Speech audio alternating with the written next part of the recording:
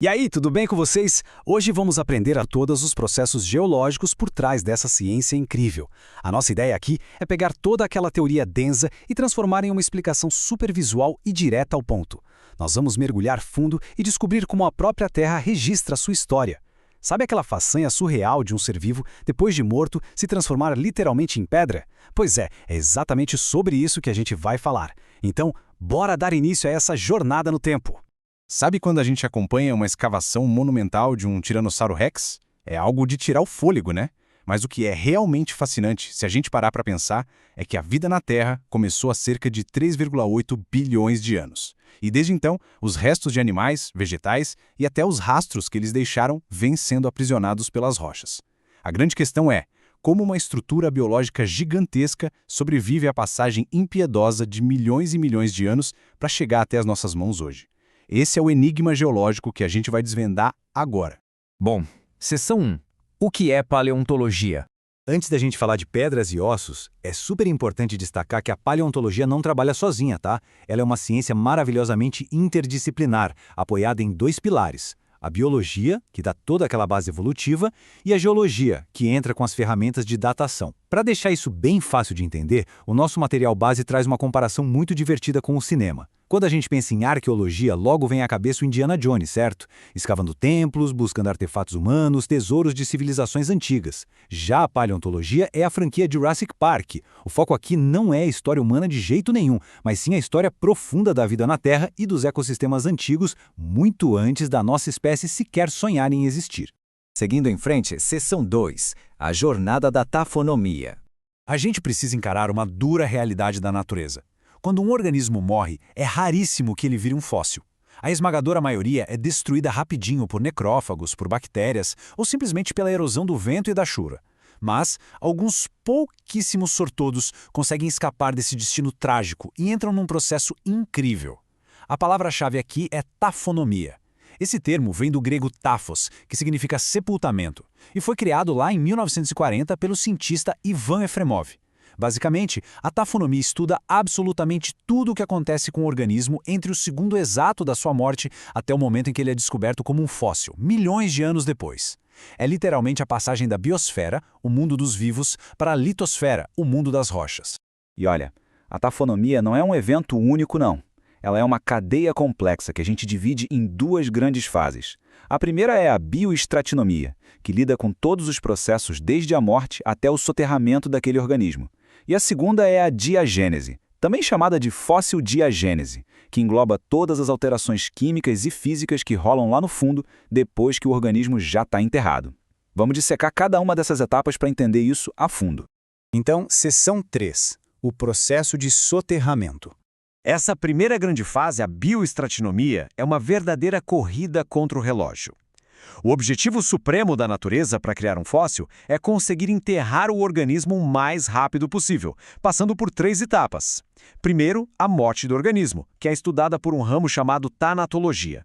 Depois a gente tem o transporte, ou necrologia, que é quando o corpo acaba sendo arrastado por uma enchente, um rio ou até pelo vento. E por fim, o soterramento em si, focado na sedimentologia. O organismo tem que ser coberto por terra ou lama super rápido. Por quê? Para evitar o contato com o oxigênio e bloquear o acesso dos necrófagos.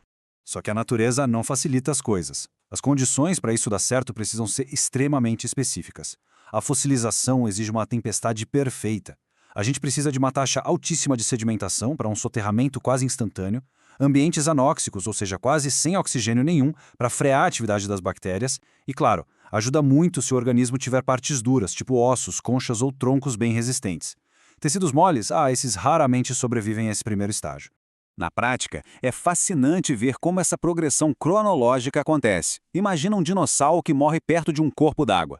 Logo em seguida, o esqueleto dele começa a afundar e é rapidamente coberto por lama e sedimentos que a corrente tesa traz. É esse ambiente selado que isola os ossos das intempéries lá de cima. Esse é o soterramento perfeito para que a segunda fase possa finalmente começar. E aí, o tempo geológico entra em ação. E a gente não está falando de dias ou anos, tá? Com o passar de milhares, milhões de anos, novas camadas de terra, areia e sedimentos vão se acumulando impiedosamente por cima daquele esqueleto. todo esse peso gera um aumento absurdo de pressão e temperatura lá embaixo. O dinossauro agora é parte integral do registro rochoso da Terra. Ele está prontinho para sofrer as transformações da segunda fase da tafonomia. Seção 4. A mágica da fossilização. É exatamente lá nas profundezas escuras, sob uma pressão e um calor absurdos, na fase da diagênese, que acontece o que a gente pode chamar de mágica geológica. O processo mais clássico, onde o material biológico passa por alterações químicas extremamente precisas, é a permineralização. Funciona assim. A água subterrânea, que é riquíssima em minerais como sílica, calcita e pirita, vai se infiltrando bem devagarzinho pelos poros e cavidades daqueles ossos enterrados. Gradualmente, esses minerais vão precipitando e preenchendo cada espacinho vazio que antes era ocupado por vasos sanguíneos, músculos ou medula óssea. O resultado de tudo isso, um fóssil lindamente preservado. O mais louco é que, embora a composição química do organismo tenha mudado completamente, quer dizer, deixou de ser osso e passou a ser rocha sólida, a forma física exata dele, cada detalhezinho estrutural foi milagrosamente preservado na pedra. É como uma cópia escultural perfeita, que a própria natureza esculpiu átomo por átomo, preservando até mesmo impressões daquilo que um dia foram tecidos bem frágeis.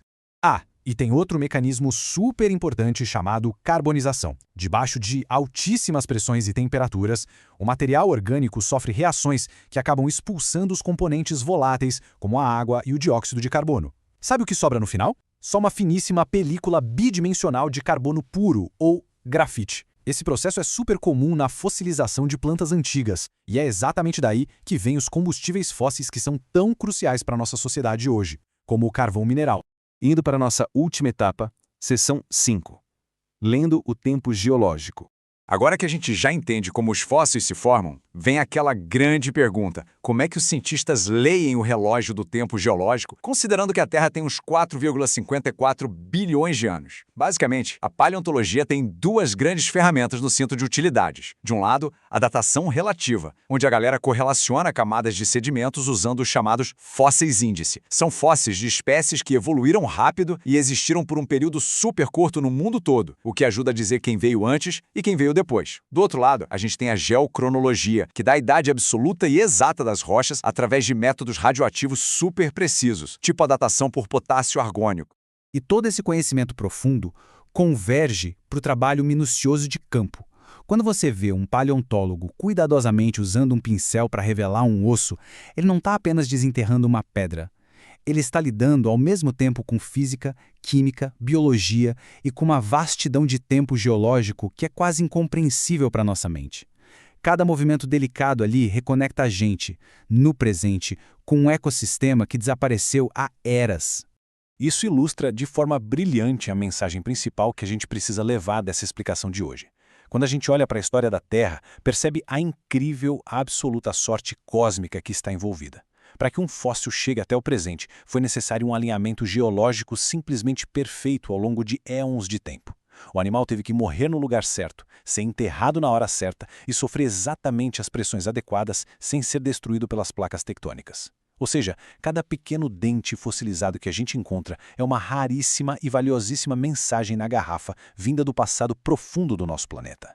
E para encerrar a nossa análise, eu quero deixar uma reflexão bem instigante com vocês. Sabendo quão raras e complexas são essas condições geológicas e tafonômicas, tenta projetar isso para o futuro. Daqui a milhões de anos, quando outras formas de vida, ou quem sabe até geólogos do futuro, forem escavar essas camadas de rocha que estão se depositando hoje, qual será exatamente o legado fóssil da civilização humana gravado nas rochas da Terra? Fica aí a provocação para a gente pensar. É sempre fantástico compartilhar essa ciência com vocês. Um abraço e até a próxima explicação.